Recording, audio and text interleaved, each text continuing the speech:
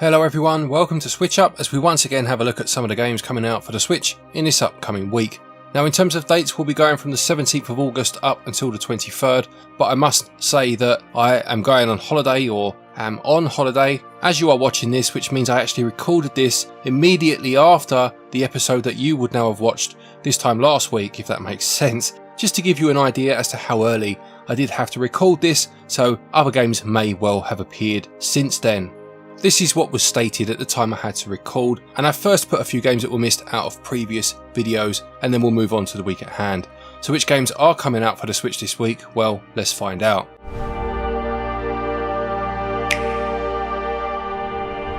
This episode was sponsored by the delightful looking new action puzzle game that's coming from a small indie Spanish team and being published by Dear Villagers. It was inspired by the legends related to the Canary Islands, and it depicts the story of a group of explorers sent by the Spanish kingdom to find the legendary St. Brendan's Island. As a protagonist, you'll soon understand that this island, said to be paradise on Earth, might actually hide much darker secrets. Now it describes itself as a rich puzzle game that draws inspirations from the legend of St. Brendan. As you search for your companions, you're going through ancient gods' temples, which hide their own secrets. Equipped with a torch, you have to utilize the power of fire, lights and lasers to navigate through these places and solve their enigmas. Each of those temples also has two distinct modes. You've got the real world and the plane of madness. You'll need to explore both of those to finally reach the truth. We will have a dedicated video of this one as well, and there will be a demo available. It launches at £13.49 or your regional equivalent on the 13th. A thanks to the publisher for sponsoring this episode. Let's start with a few games that are already out then, and the first of those is Tombi Special Edition, which is a game that first released back in 97 in Japan and 98 elsewhere for the PlayStation I believe, and I did read it was called Tuma in some other regions. This is not a game I know anything about really. I didn't have a PlayStation back then, I had an N64, so it's not a game I've ever encountered. But it says that you'll be leaping, biting and throwing your way across 2.5D landscapes on a quest to overcome a deplorable cadre of nefarious pigs. You'll be exploring ancient relics, discovering fascinating characters, unlocking thrilling quests and unearthing hidden treasures according to the blurb, and it says that it fuses linear and non-linear gameplay styles. It's had a bunch of quality of life additions put into this version. You can now save the game anywhere and not have to worry about going back to a checkpoint. You can rewind and toggle for analog control, and there is also a museum showcasing artwork such as the manual and the original packaging, as well as it says never seen before development document and an interview with the creator Takeru Fujiwara. As I mentioned, it is out now and sells for £16.69 if it's one that you are interested in. Also already out we have Spark the Electric Jester 3. This first released in 2022, following of the releases of the initial game in 2017 and its sequel in 2019. That original game was a 2D platformer, whereas the sequel took things into a 3D realm, and this third game follows suit.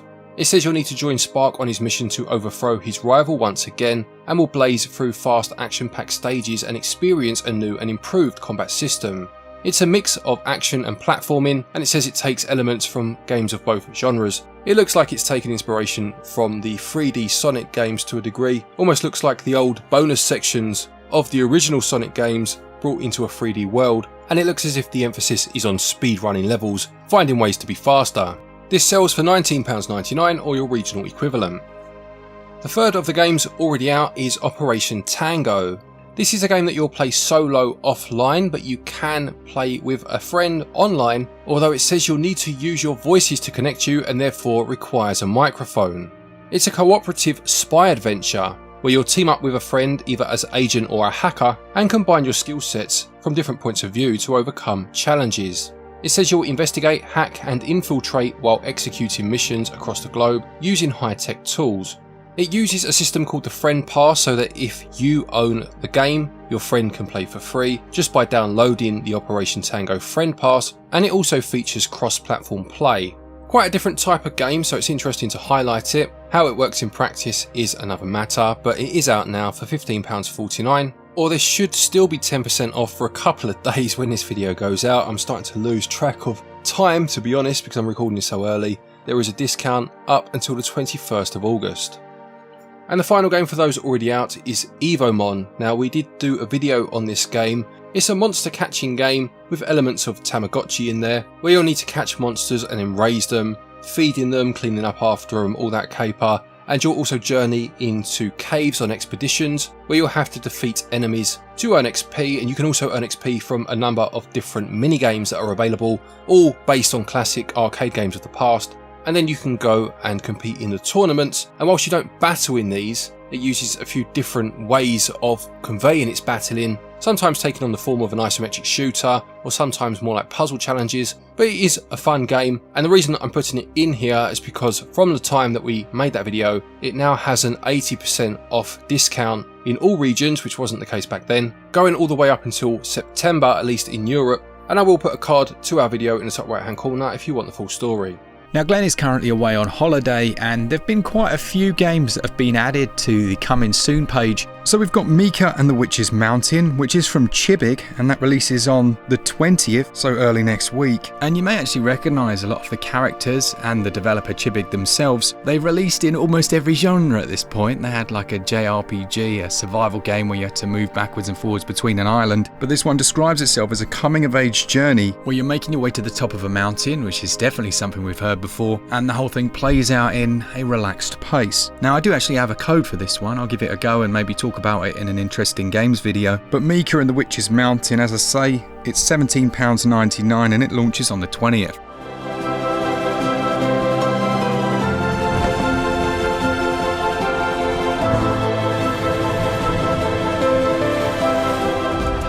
Also out on the 20th, you've got Stumble Guys, which is very well known. This one's been available on other platforms, and as the title suggests, it's basically taking that Fall Guys style and putting it into a different setting, I guess you could say. Now, I do know this was very popular in its original platforms. It is completely free to play. There's also a Founders Pack if you're interested in getting some cosmetics and bits and bobs, but it's online multiplayer for up to 32 players, making your way through obstacle courses. Not really my cup of tea, I've got to be honest. Let me know in the comments, is this one you'd like to see a review of, or another that we should possibly just mention in an interesting games video. Stumble Guys releases completely free of charge, also on the 20th.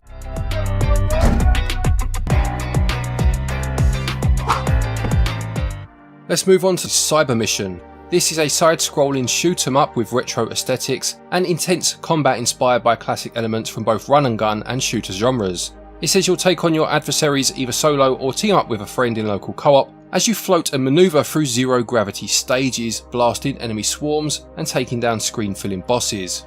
I'm a big fan of both shooters and run and guns, and one extra is always welcome. It does have some competition on the Switch though, in both genres to be fair. You can get classic Metal Slug games for cheaper than this, for example, so it will have its work cut out, but it's going to release on the 21st for £8.99 if you are interested.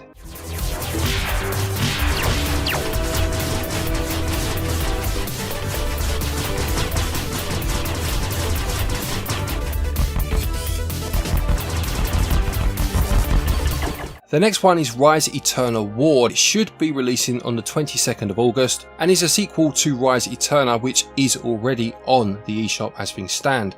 That first game was a tactical RPG, and it says that Rise Eterna War mixes real-time strategy, deck building mechanics and resource management. It says you'll be taking control of the anti-hero faction from the original Rise Eterna as you see their desperate stand from 10 years prior. There are 16 diverse units and 11 legendary heroes to choose from, including some returning favourites it says, and you can upgrade and evolve your units to gain an advantage on the battlefield. As I mentioned, it's not even on the eShop yet, but it should be coming out this week, as I said, on the 22nd of August.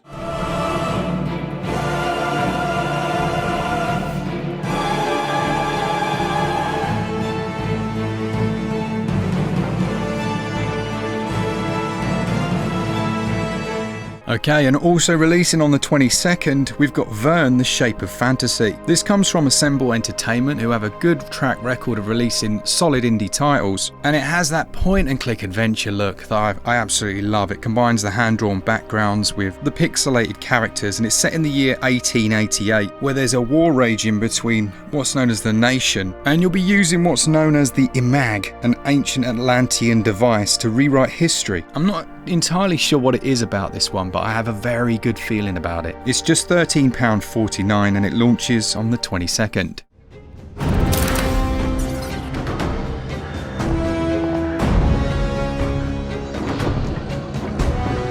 A toast for Akos. May he be in a better place.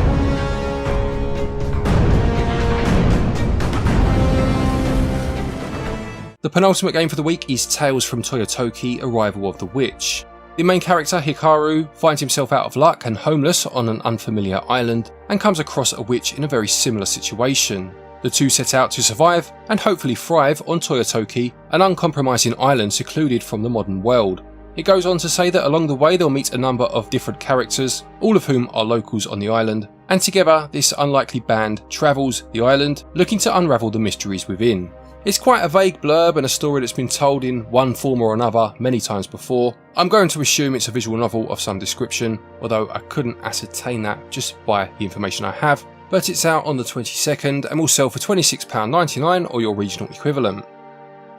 And finally for the week then we have Pixel Retro Drift Arcade Car Racing.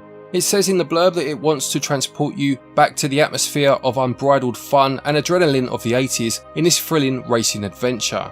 There are a number of different modes such as time race, firefight mode, this looking to be a survival mode of sorts, sprint mode, and something called ring races, where precise overtaking on a number of different winding tracks is the ultimate aim. It says it wants to convey the joy of fast cars and endless roads, reminiscent of moments from the golden era of arcade games. I must say I did really like the aesthetic and I did like the look of the game itself when I watched the trailer. Hopefully it can live up to that impression. It's only going to cost £7.99 or your regional equivalent. Might be a bit of a gem, we'll have to see when it releases on the 23rd.